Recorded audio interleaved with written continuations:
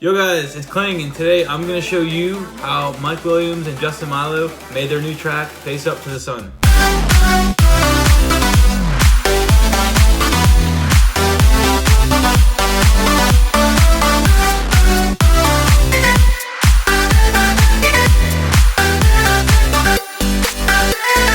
So this is a very refreshing and just classic Future House track, and I'm going to show you how they made it.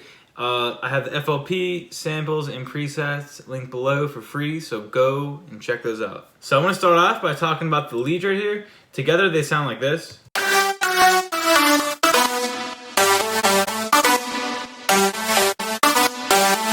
And this consists of 6 separate layers, which I'll show you the processing and how I made them. So the first layer here, 2 saw waves, 8 voices of unison, 13 here, some detune on both sides, some diode 1 distortion, which I use a lot in this project, and then some EQ, just getting those highs out of there. Post-processing, I have right here, it's just 3 EQs, and this is just taking out some of those mids and just shaping the sound to how it sounded in this track. So I'll play you without. It makes it sound worse momentarily, but in the track itself, it sounds fine. The next lead right here is this deeper lead. It's the same exact thing actually as the first lead, just 1 octave down. So it sounds like this. It's the same exact thing, just to fill out more space in the spectrum.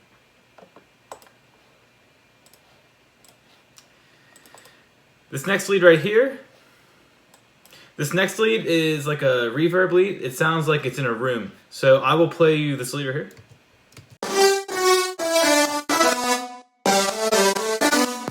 The sound is a really cool characteristic from this reverb, but the sound without it, it's just a saw wave with 5 voices of unison, just a little bit of detune. Then I have this LFO1 routed to the fine pitch with a little bit on the uncheck the BPM, and then add a rate here, and then mess with the fine pitch. Gives it like a cool, crunchy characteristic. Then after that, some diode distortion and multi-band compression, and then with the reverb, take the size down, take the decay down, and just jack the mix up.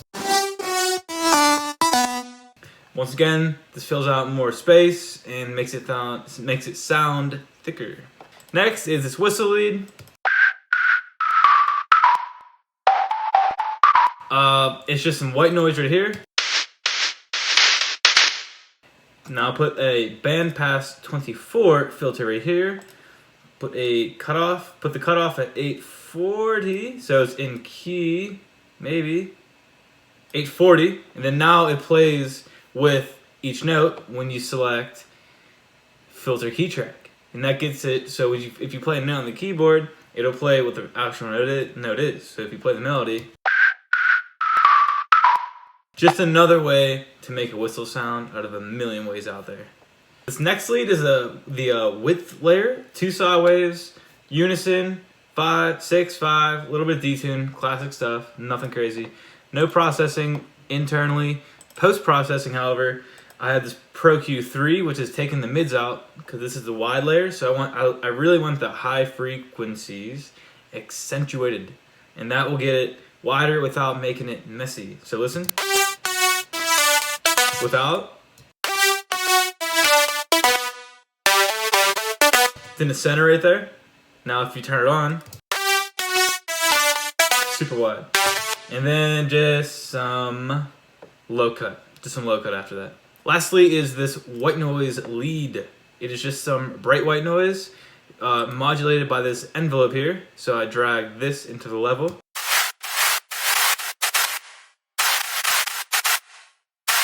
This just fills out the spectrum more and glues everything together, because without it, most tracks in general, most Future House tracks in general have this kind of like white noise lead layer. You can get it going throughout the whole track itself and sidechain it, or play it with the leads to make the leads just glue together more. Now, post-processing on these leads, I will go over each plugin very quickly. Just some EQ, just a very little boost up at around 5,000. some glue compression using the glue. Pro Q3, just some matching how the lead sounded in the original track. Nothing to really talk about, just using your ears right there. OTT, gluing it all together, giving it that like EDM sound. Transient processor to make it more clicky. EQ here, just a little boost in the mids and taking out a little bit of those highs. Because the original lead sounded like it wasn't dominating the high. That's why I had to take it out a lot in the main. Like in the main sounds themselves, I had a low cut or a high cut on almost most of the sounds. And just because those high frequencies really add up. So it's just easy to get away with, or it's easy to get carried away with it. So therefore, make sure you're just checking that on all your leads. After that, some vintage verb, just putting it in a room with a very short decay. So with not doing too much, but a little bit nonetheless. Sidechain LFO tool, and then fruity balance, which I will talk about right now, which this is the most important part of the leads in general, because just listen to it without it. Listen to it with. It sounds crazy. You're like, what are you doing? It's crazy. It sounds nothing like it. Nothing like the track itself without the balance. This makes it so jumpy. It makes it so like, because without it, it sounds like a standard like progressive future house track. But Mike Williams making those cuts with the volumes right there, that makes it more bouncy, and that's something you can really utilize. Next, lastly, fruity send. To use this real quick, go to leads, right click, sidechain to this track, open fruity send, right click again, lead verb to your bus. And the only thing crazy going on here is this peak controller going on the volume. So right click, link to controller, peak, and then make sure you invert the signal. And then play with these controls and you get this. The reverb does not sound good on its own here, but within the whole song, it sounds natural.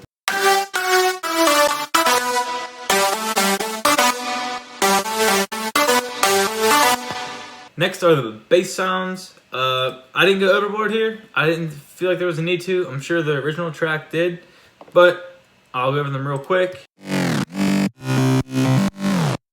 It's just this growl table from this Echo Soundworks growl section, angular. Then I have envelope 2 modulating the wave table position, 4 voices of unison, diode 1 distortion, and then some Camel Crusher with some EQ,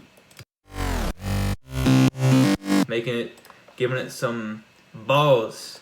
Then I have the pitch automation here, as you can hear, pitching down, then up, just making it more interesting.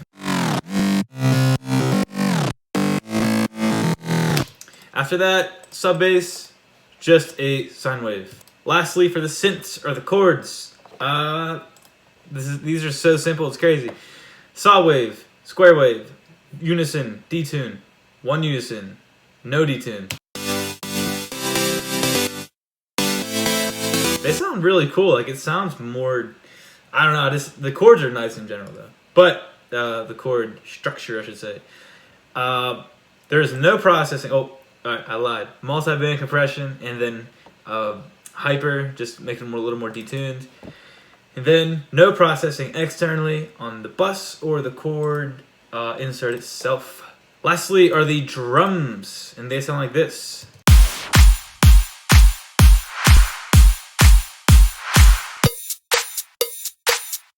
Once again, kick, clap, ride, clap effects. This is the only notable part really. Just spicing up a little bit, and then I have this to make the first hit of the drop a little more bigger. I use this white noise filtering down. Not necessary, but I figured it would probably help a little bit. On the drums themselves, I have Oxford Inflator, just making them more beefy. So that's it for the track demonstration of Face Up to the Sun. I hope you guys enjoyed this one.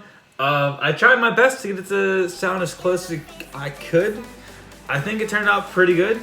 If you guys have any questions or concerns, please let me know.